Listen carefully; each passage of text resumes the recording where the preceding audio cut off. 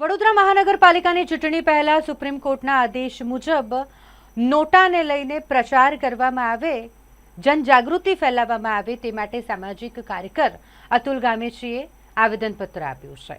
ઘણા વર્ષોની લડત બાદ સુપ્રીમ કોર્ટ દ્વારા નોટા એટલે કે નન ઓફ ધી અબવ આ હક નાગરિકોને આપ્યો છે। જ્યારે તમે કોઈ પણ ઉમેદવારને મત આપવા ન માંગતા હો, તમે ઉમેદવારથી નારાજ હોવ તો તમે નોટા બટનનો ઉપયોગ કરી શકો છો।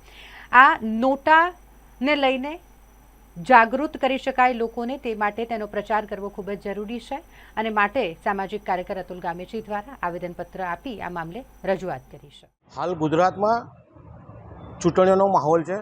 નગરપાલિકા, મહાનગરપાલિકા અને ગામડાઓમાં પણ ચૂંટણીઓનો માહોલ છે। આજના રોજ સાંજે 5 વાગ્યા પછી ચૂંટણી પ્રચાર પડઘમ બંધ થઈ જશે।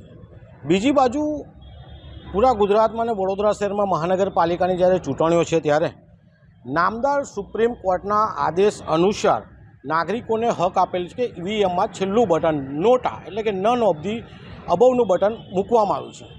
જ્યારે આ બટન મૂકવામાં આવ્યું છે ત્યારે આ બટનનો પ્રચાર પ્રસાર કરવાનો છે। આનો પ્રચાર પ્રસાર કરીને નાગરિકોને બતાવવાનું છે કે કોઈપણ ઉમેદવાર આપના મતને લાયક ન હોય તો છેલ્લું બટન દબાવો। એનો પ્રચાર પ્રસાર આજકાલ વડોદરા શહેરને પણ ગુજરાતમાં ક્યાંય દેખાતો નથી। નોટાનું બટન એ નકારાત્મક નહીં પરંતુ હકારાત્મક બટન છે।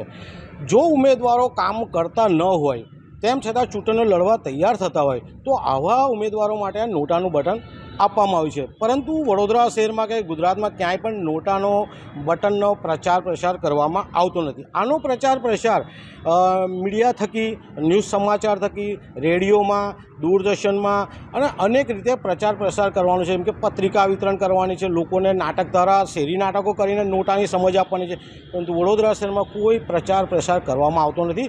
ત્યારે આજે વડોદરા શહેર જિલ્લા કલેક્ટર જે મુખ્ય ચૂંટણી અધિકારી છે એમને આજે અમે આવેદનપત્ર આપ્યું છે અને આવેદનપત્રમાં જણાવ્યું છે કે આજે ચૂંટણીના પડઘમ બંધ થવા તેમ છતાં નોટાનો પ્રચાર પ્રસાર કર્યો નથી, તો આપણી પાસે હજુ થોડો સમય છે તો આમાં નોટાનો પ્રચાર પ્રસાર કરે।